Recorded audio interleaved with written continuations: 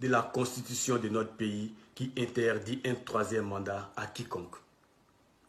Oui, je demande à nos soldats de s'inspirer de l'exemple des Égyptiens, des Algériens, de toutes les armées habitées par l'honneur et la fidélité au peuple, qui ont refusé de tuer des civils aux mains nues revendiquant la liberté, le droit constitutionnel.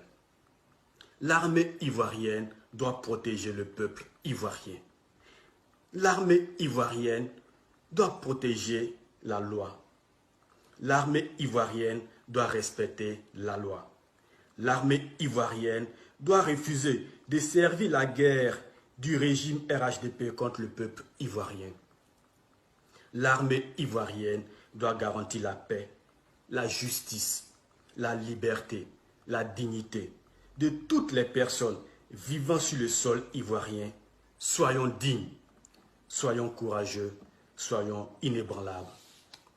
J'attire l'attention de mes ancêtres, de mes anciens, de mes promotionnaires et de mes subalternes, que notre règlement militaire nous dit ceci, et je cite: « Aucun soldat n'est obligé d'exécuter un ordre donné par son supérieur si cet ordre engage sa responsabilité pénale. » Je répète, aucun soldat n'est obligé d'exécuter un ordre donné par son supérieur si cet ordre engage sa responsabilité pénale. Monsieur le Président de la République, nous les militaires, nous refusons catégoriquement de nous associer à une pratique qui engendre la déstabilisation de notre pays, car l'histoire nous jugera demain. Le rôle de l'armée est de défendre l'intégrité du territoire national face aux agressions extérieures, tout en assurant aussi la paix à l'intérieur des frontières. Par conséquent, aucun militaire ne doit trahir son honneur, serment et sa crédibilité vis-à-vis de sa nation pour qui que ce soit. Car son objectif premier est de servir et protéger son peuple sans distinction de race, région, origine, ethnie et religion. Monsieur le Président de la République, chef suprême des armées, nul ne doit entreprendre une action qui ne répond pas aux intérêts du pays. Le bien-être de notre nation passe avant tout.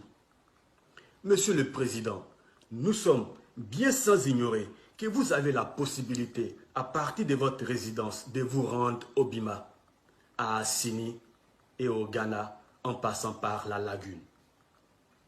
Nous vous conseillons ardemment de respecter la vie, la paix, la justice, la souveraineté et la dignité du peuple de Côte d'Ivoire.